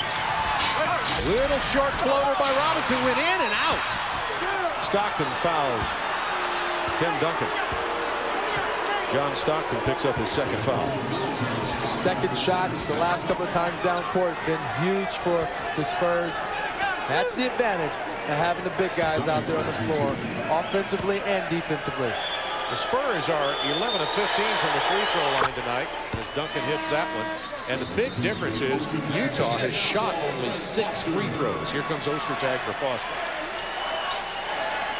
Utah is one of the most prolific free throw shooting teams in the NBA. Only 6 attempts tonight.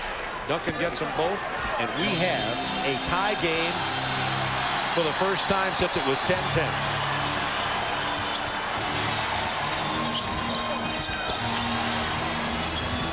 Malone posting against Purdue. Del Negro got a hand on it, and then Robinson blocked it. Purdue got the rebound.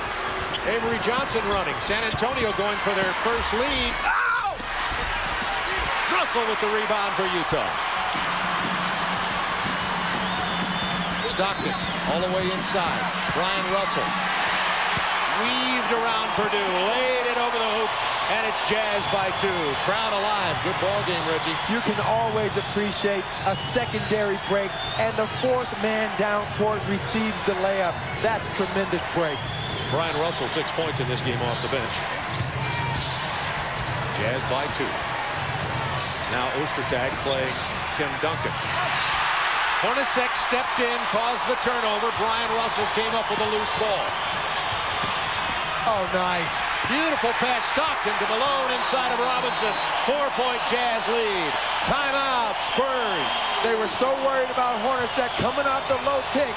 Robinson steps out to help, and of course the mailman pins him on the outside and then looks for the ball on the inside. Watch it closely. Hornacek coming up. Malone using his body. Bob, we got a game going. Mailman's first points this quarter.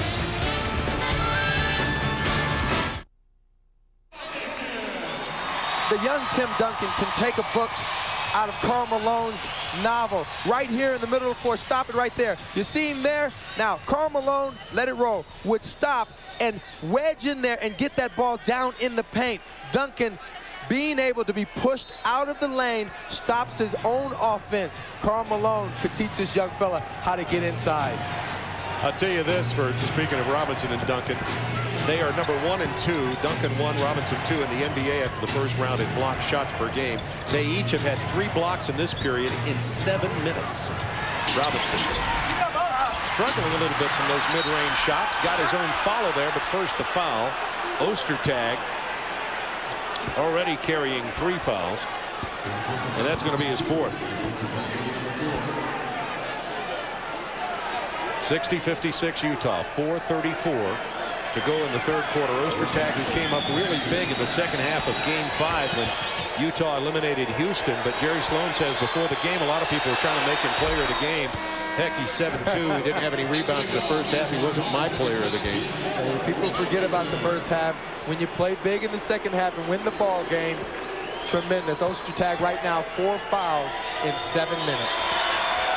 And back to the Pine. Antoine Carr in. It's Carr and Malone, Brian Russell, John Stockton, and Hornacek. Small lineup for Utah. triple towers are still in for San Antonio as Hornacek gets his first bucket since he had the minor ankle sprain in quarter number 1. It's a 4-point Jazz lead.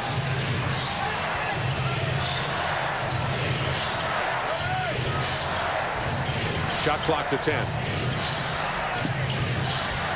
A lot of baseline action.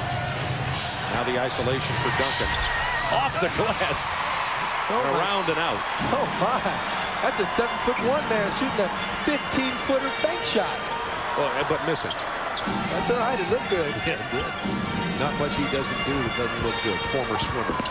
14 before he started playing basketball. Malone's 18-footer. Doesn't go.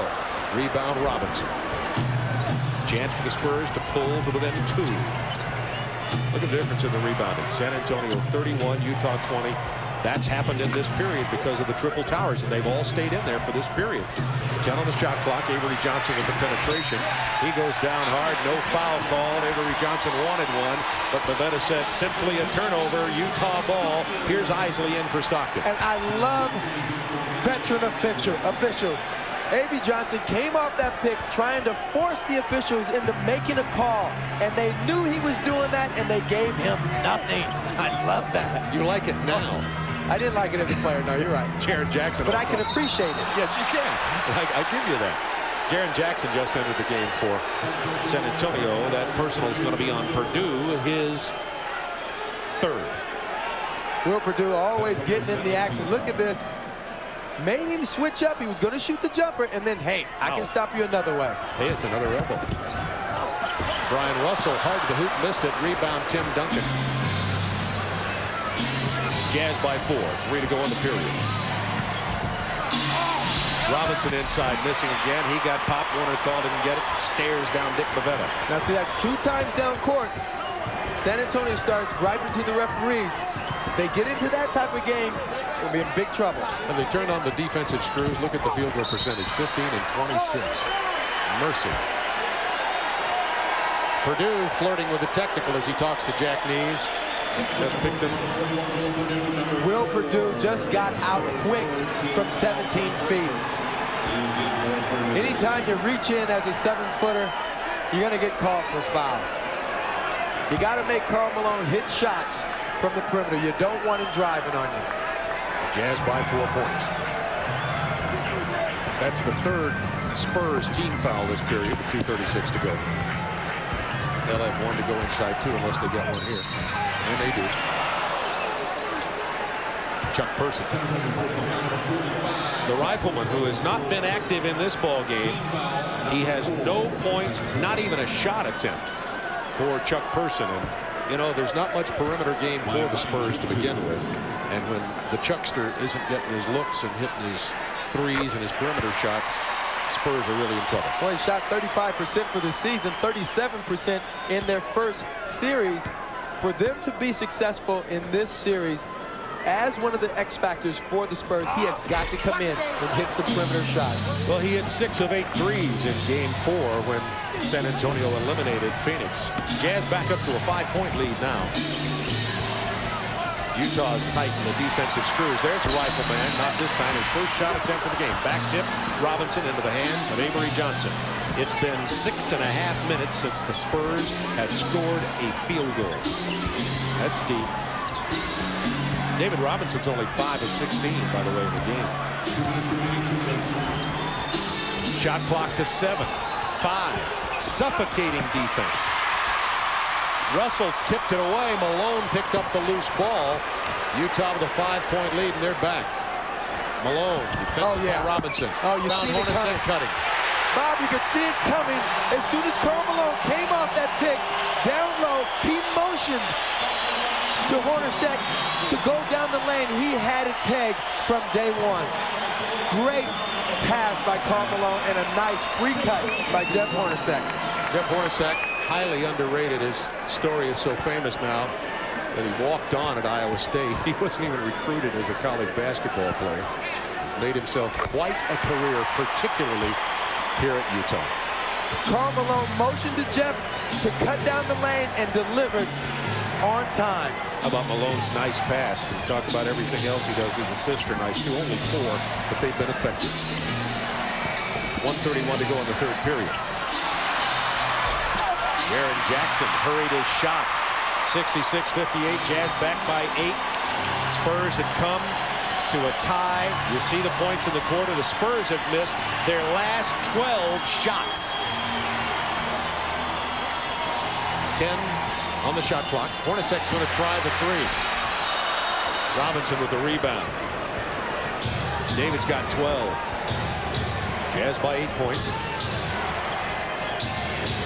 Under a minute to go, third period. Robinson over Malone. I mean, where did that come from? He missed everything. David is 5 of 17 in this game. Right now, the Spurs are allowing the Jazz to beat them to the points on the low post, and they're not delivering. Avery Johnson has it blocked by the big dog. Oh, baby. Listen to the woofing in the crowd. A lot of barking happening here. They're going to try it again. Not this time. Great hustle by the big dog. Playing solid half-court basketball on the low post and then getting out in the transition, playing some stuff defense on Avery Johnson. How about San Antonio's Avery Johnson, though? He's relentless. They had another turnover. He went right back to the bank. And Isley didn't hear his own teammate yelling that he was getting defensive help because the crowd was going nuts. Malone got inside of Robinson and Duncan and drew the foul. It's on Robinson. Great transition defense by a 6'9", 250 guy coming up behind Avery Johnson. Look at him huffing. Get it out. He's just a young kid. Antoine's 37 in his 14th year. Antoine Carr, 6'9", 270. This is 11.9 seconds remaining in the third period. It's a 6-point halftime game. It's a 7-point game now. Malone.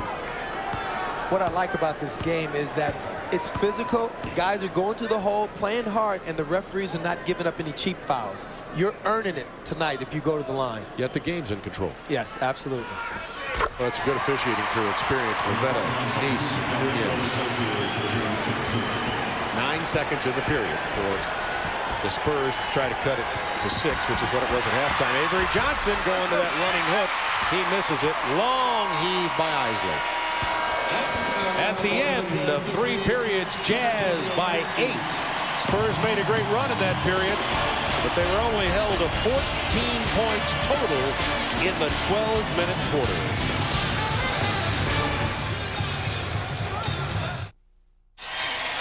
Looking at Utah's 6th man of the year, the Jazz lead it by 8 points. The Ring of Fire, Johnny Cash, it reminds you of the Dancing Bear. But that third quarter was interesting. Utah built on their lead by 2 points, despite the fact there were 6 blocked shots in the period by Duncan and by Robinson. Yeah. How about this? 16% shooting by the Spurs. No question. Solid defense by Utah down on the low post. We're seeing a very nice defensive battle here. The Spurs getting their job done on one end, and Utah coming back down, stopping the Spurs from getting anything off the blocks. Again, you see right there, Antoine Carr not allowing Tim Duncan to get down on the blocks, but of course, Tim Duncan with an array of different shots he can pull on you, works hard to get that baby jump hook into the hole. 7-footer, 250 pounds, 8 of 14 tonight, 18 points for Tim Duncan. It is a 6-point Jazz lead. 12 minutes of basketball left in Game 1, Western Simmons. Malone thought about the shot. Del Negro closed him out fast. Shandon Anderson had it inside, handed it to Carr. Shots blocked yet again. Avery Johnson and the Spurs come back. Robinson now has 4 blocks in this game. And it is a 4-point ball game. Right there. Points for Duncan. Tim Duncan coming in, getting on the low block. He is no way Karl Malone or anyone on the floor can stop Tim Duncan if he catches the ball that low. He's got too many shots in his game. Carr shooting it over. The on-rushing David Robinson. Antoine Carr got his stuff smacked the play before that, trying to go inside on David. Took him outside, said, you can't breathe from out here, big fella. Look at the bench scoring, 18-3. San Antonio has 1 hoop from their bench in this game. And Shandon Anderson inside grabbing the wrist of Tim Duncan, and that'll send him to the free throw line. Here's Antoine with the 7-footer running at him. No question, and that's a tough shot for a big guy like that. Shooting over a 7-footer, the defense down on the other end is where I'm most impressed. Look at him banging Tim Duncan, but of course, Tim gets a chance to go to the free throw line, but every time down court, Carr is meeting Tim between the low block and the free throw line and laying lumber on him, making him earn his points. Right now, 21 points. Big fella, 8 rebounds and 4 blocks. That's a huge night already. I think he's the best rookie in the league this year. What do you think? Man, I don't know. I think he's good. Karl Malone on the bench now for Utah. Utah leading it by 4. Foster, Isley, Carr, Shandon Anderson, Russell on the court presently for Utah. Foster thought about it. 7 on the shot clock. Carr over Robinson. Yet again! Woof, woof, they are saying at the Delta Center. Antoine's 3 out of 3 from the floor. And don't let him get into his rhythm. Falling back with the nice soft jumper. Admiral's going to try to answer here, I think. Into the paint. Oh, Carr nearly stripped it. That's going to be the 3rd on Antoine. We have a timeout on the floor. First of all, timeout on the floor. 9:56 to go in the game. Spurs hanging around. Only 6 down to Utah in game 1. We are with Stacey Hornacek, and Stacey, we are witnessing another very physical game. Your husband turned 35 on Sunday. He hit the floor hard, had to leave the game. What goes through your head when you see him keep getting banged up like he is? Well, 35, that's getting pretty old, so they need to take it easy on him. But he'll probably limp around for a couple of days and complain about aches and pains, and he'll be ready for Thursday. Now, I said one of the things I love about you is that you get double the entertainment because you watch Steph play, and then during timeouts or whatever, you read your book. So what's happening in the book you're reading right now? I'm 50 pages away from the end, so we need to get a bigger lead so I can hurry up and finish. I don't have to stay up till 1 trying to get it finished. Very good. Thank you, Stacey. Bob, we'll find out the end of that book maybe by Thursday. Unbelievable. Her husband's getting his head almost literally knocked off. She's into a novel. I guess it's the veteran wife in an NBA. She just has to roll with the punches. You know, you hit it right on the head. The veteran wife. She's lucky she made it here before the 4th quarter. Oh, that's beautiful. Thanks, D. 72-67 Jazz. 9:47 to go in the ball game. I wonder what the book is. I guess we're not going to bench scoring. Spurs 3, Jazz 20. That's been the difference in this ball game. We knew that because they really only play about a 7-man rotation here in San Antonio. Vinny Del Negro finding Avery Johnson. He's been quiet. Robinson back tip right into the hands of Howard Isley. Call it a 4-tip. It started the break. Jazz by 5. Foster crashes for the rebound. Came in from the top of the key. Nobody got a body on him. A new shot clock for Utah. This is where Utah usually finds a way with other teams. They go to the bench, and they've got their bench out there now. Shandon Anderson, Isley, and Russell. Duncan with the rebound. Their bench plays very much energy basketball. They're capable of scoring, but this team, this unit out here usually gets it done from the quick energy blast defensively, then get out in the open floor. Tim Duncan got that last rebound. That's his 9th of the game. Robinson's going to sit down, and Purdue's in. Foster picks up the personal, his 3rd. Purdue's had 22 minutes tonight, has 8 points to go with his 9 boards. Let's check Robinson's numbers. 15 points. I think the big number, though, is he's 5 of 17 from the floor and only 5 of 9 from the free throw line. Numbers for the Admiral. Got a leak in the ship. Duncan trying to take more control of this basketball game offensively. But if you notice, when he gets the ball now, the offense is stopping. They're not playing real good team offense right now. Excellent point. Jazz continue with their 5-point lead. 8 minutes, 10 seconds remaining in the game. Looking for Del Negro, looking for Shandon Anderson against Del Negro, and Shandon makes him pay. Shandon Anderson has the height advantage. Shandon is 6'6". You can almost see the next play developing right there. Shandon Anderson on the low post. Greg Foster at the top of the key. Wait for Duncan to come down the double team. Then Greg Foster from the 15-foot mark. Avery Johnson sees a path to the basket. Gets it out to Del Negro. That's a 2. 74-69. Jazz by 5. Jaren Jackson, who played very well in that first round of 12 points, 6 assists, and 38 minutes a game, is going to come in a minute. Has only 3 points for San Antonio. The only bench points of the game for the Spurs. Anderson inside, fouled by Del Negro. A very athletic second unit here for the Jazz. Shandon Anderson down on the low post can take total advantage of Vinny Del Negro. They've got a couple of things. Check him out down here. He receives the ball. He's got also the top of the key guys, but right down low, he can out-quick, out-jump, and out-muscle Vinny Del Negro. Now here's what the kind of combinations Popovich has to go with as Shandon Anderson shoots the free throws. He has Duncan and Purdue on the floor with Jaren Jackson, Vinny Del Negro, and Chuck Person.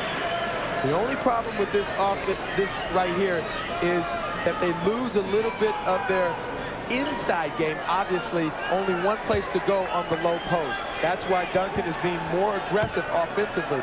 But he's got to get into the paint, get other guys involved into the game. One of the things Popovich said was their ability to catch it on the post and get it out quick allows other guys to get involved in this game. I haven't seen that tonight. Utah by 7. San Antonio's 18 of 23 from the line. Utah only 11 of 13. 10 free throw attempts differential. Del Negro turns it over. Outlet Anderson. Look at a pass to Brian Russell. Boy, that was a nice play by Shandon Anderson. Just pure athletic ability right there. Good hands, Russell. And, of course, Shandon Anderson making it happen on the skip bounce pass. The Spurs continue to play nothing but half-court basketball. It worked for them this time, but what got them over in the Phoenix series was their ability to push the ball against the Phoenix Suns. That got Avery Johnson into the open court and got the big guys easy shots. Tonight, not much on the fast break in. Duncan has 24. 78-71 Jazz. 6:40 to go in the ball game.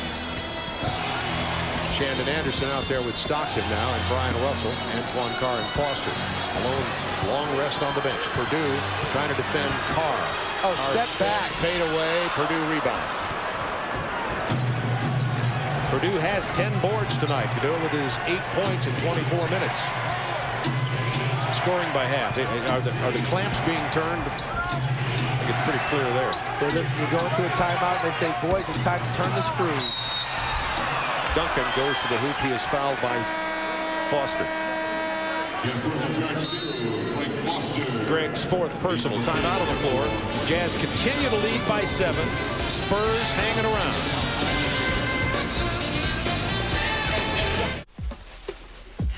At the 6:08 mark of quarter number 4, it's time for Dutch Boy in the paint. Paint's been the name of the game tonight. Always the name of the game when you're playing against guys this big. But look at that. Shots, block shots, 8 by the Spurs, 2 by the Jazz. And then, of course, Duncan and Malone, 24 and 20. Very even in that respect. But the Spurs are getting nothing in the fast break area. No easy buckets. The Jazz clamping down a little bit harder now. Still playing some pretty tough post defense. They got David Robinson back in the game. That's a good rest for him coming with the 6 minutes. How about this rebounding differential? 39 rebounds for the Spurs. 28 for Utah, yet Utah leads by 7. Spurs only 1 out of 4 from beyond the arc. Also significant statistically here as Duncan rattles it home. It's a 6-point game, 6:08 to go. Tim Duncan has 25, and he has not missed from the line.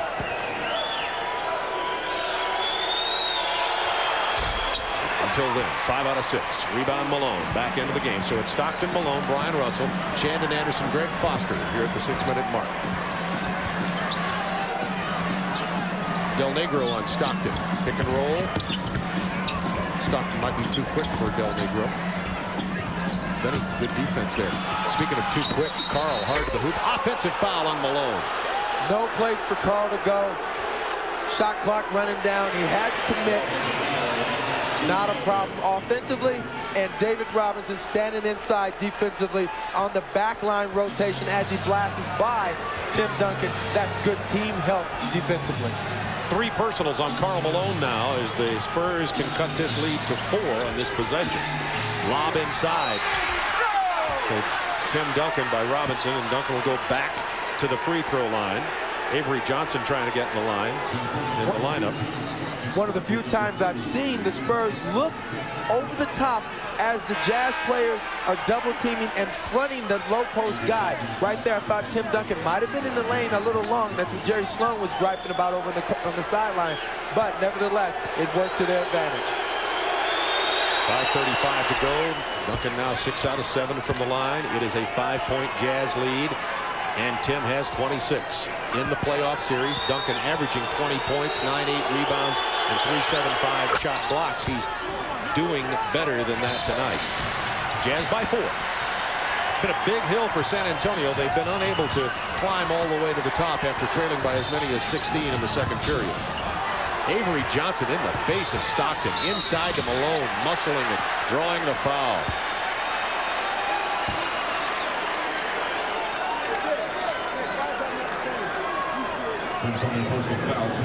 They're going to call it on Duncan, and that is now, let's keep close check. That's the 3rd personal on Duncan. And how about Karl Malone? He's going to the line here, but he has only 1 field goal in this half. Karl Malone always needs to get his energy level to match or go beyond what the opposing team is, mainly because his team feeds off of him so much. Karl Malone started this game off with a couple of great defensive plays, and I thought that propelled this team into a great series of plays after that. We talked earlier about him having 31 points, 15 boards in Game 5 against Houston. Got off to a big start here tonight. Hits 1 out of 2 that time, and he's now 5 out of 6 from the line. And Karl has 21 points and 8 boards. We're talking about him. Talking about Karl struggling a little. He has 21 and 8. No, he's not struggling, but his ability to take over a game and be aggressive. Sometimes he's so unselfish. He gets himself into a little slump, a little lull. And of course, if you keep giving Tim Duncan shots like that around the basket, he's stepping up offensively right now. 29 big ones.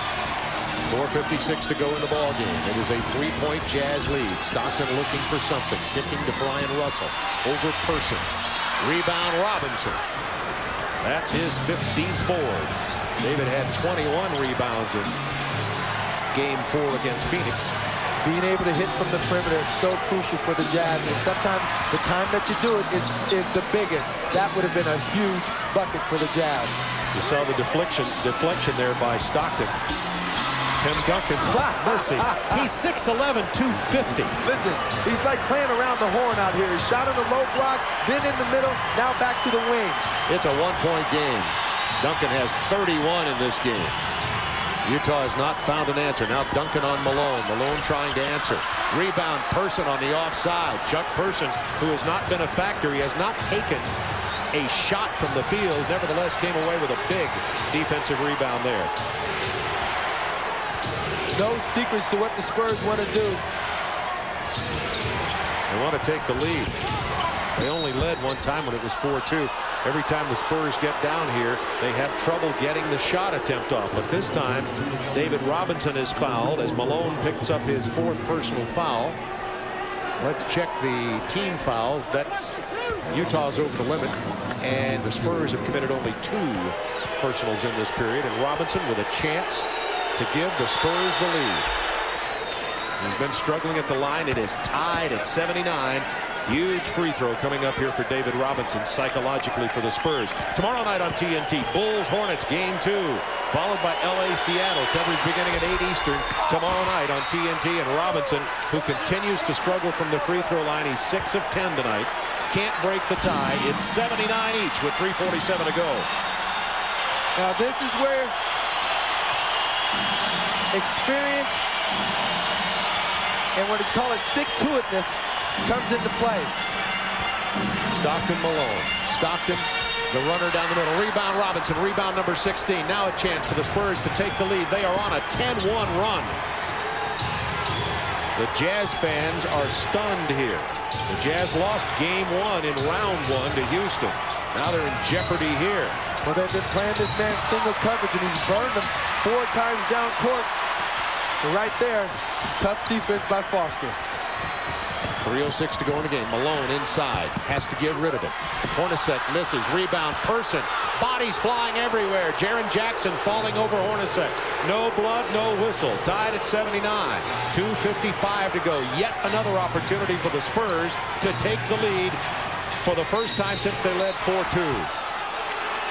Avery Johnson's quick penetration draws the foul on Stockton, his 4th. You always have to remember, Bob, no matter what's going on in the game, when you got 2 7-footers like Duncan and Malone, you always have the opportunity to get back in it. Tie score going into 2 minutes.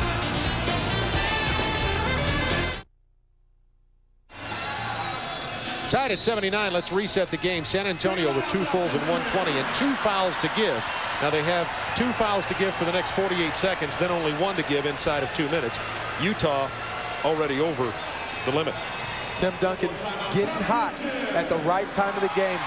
4 times down, 4 buckets by Duncan from different spots on the floor. The young fella is so versatile at 7'1", can really get it done. And you know, in crunch time, they got 2 guys they can go to with the shot clock running down. What a luxury. Avery Johnson at the line to break the tie. Spurs just can't seem to get over the hump. Avery is not a good free throw shooter in this series. He's only shooting 59% and only 1 of 3 tonight. The Spurs getting to the line several times here in the latter part of this 4th quarter. Utah has not shot a free throw in the last 4.5 minutes. The Spurs with their first lead since it was 4-2 with 2:37 to go. Jaren Jackson got his hands on Hornacek and is whistled for the foul by Tommy Nunez. That's 1 of their 2 fouls to give. And that's 5 on Jackson, down to 2:37.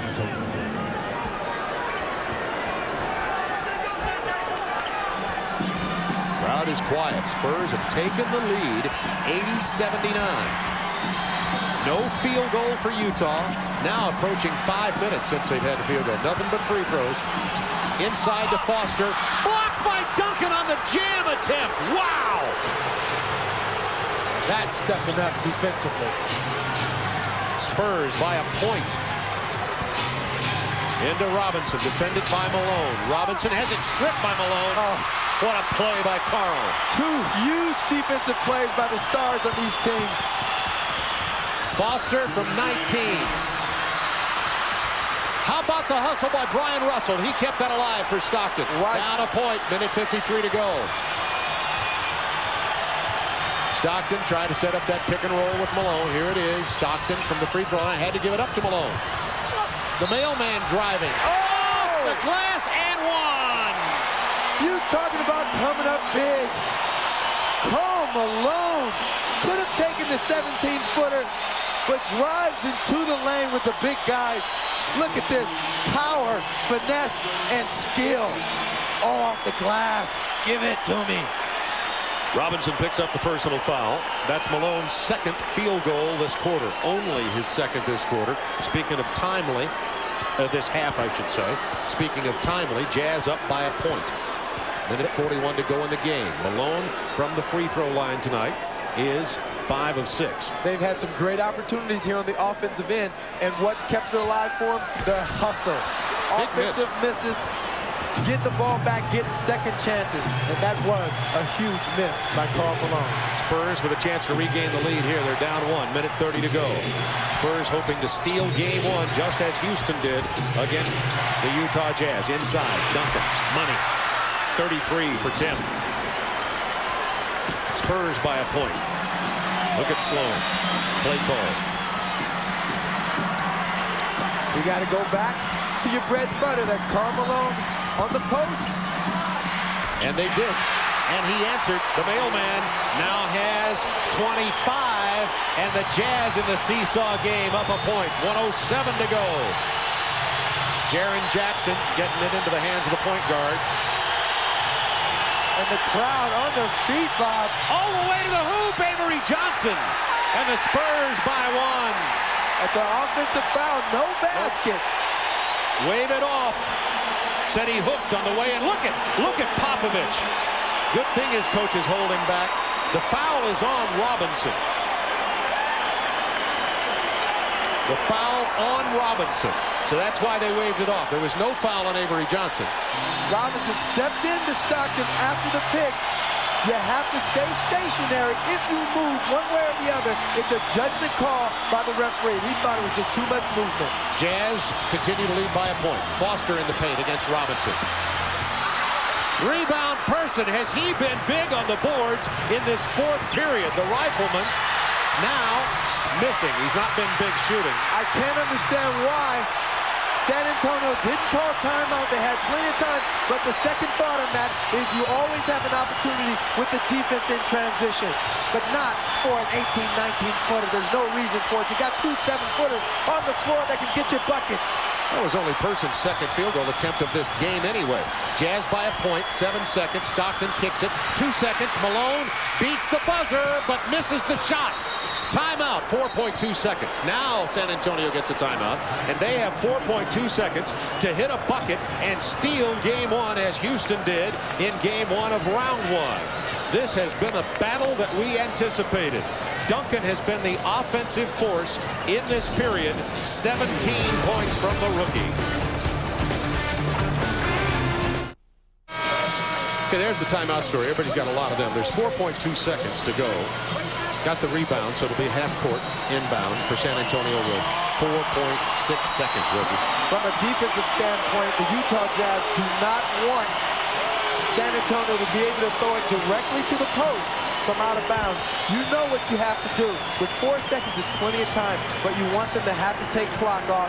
If you can do anything to get the ball in Chuck Person's hands out on the outside, you let him have it. Johnson on the bench because they want the firepower from the perimeter. They have Jaren Jackson, Vinny Del Negro, Chuck Person with Robinson and Tim Duncan. Now Robinson is 0 for 7 this half. Duncan has 17 of the Spurs 22. 4.6 seconds to go. It'll be inbounded at half court by Vinny Del Negro. If I have it my way, I'd let Person get the ball out on the outside because he's not as good at taking it off the dribble. That's Duncan. not what they wanted. Missed it. Rebound. Brian Russell. Jazz hold on to win. And take the lead in this semifinal series. 1 game to none. 83-82. I think this is a precursor of the series we are about to have between these two teams. Duncan had a decent look for this shot. Well, you didn't want him to get it in, but look how far out he catches it. That turns into about a 15-footer and a tough shot with a hand in the face. What a way to stick in there. Guys stepped up big all over the floor. Nice defensive position by Greg Foster with the hand in the face. Would have been a great shot by the young Tim Duncan. And D. Lynams with the mailman. D. I am indeed. Carl, they say defense wins games, and that last stop was crucial. What did you guys do in the timeout? You knew it was going to Tim Duncan or Dave? Well, we knew it was going. We thought it was going to go to David or Tim, and Tim was on such a roll that we sort of figured he was going to get the last shot. Greg Foster really worked hard down the stretch for us, and I think he made him take a couple steps out on the floor and make a tough shot. So Greg Foster came up with a huge defensive play for us. It's just one game, but it's going to be I think it's going to be a great series. You came up with some huge baskets yourself down the stretch. They have great shot blockers, but when you needed baskets, you took it to the hole. What did you do differently down the stretch? Well, in a situation like that, you got to kind of force the issue and see if they're going to call anything. It was tough all night. I haven't really got into the rhythm that I want to get into, but down the stretch, I was able to get something to go. But I made up my mind I was going to take them to the basket. Like I said, it was a nice win for us. Congratulations. Good luck in game 2. Karl Malone with some huge baskets, Bob, down the stretch. Utah with a big win here tonight. How about this? Any point production at all from the San Antonio bench. They had only 3 points from the bench.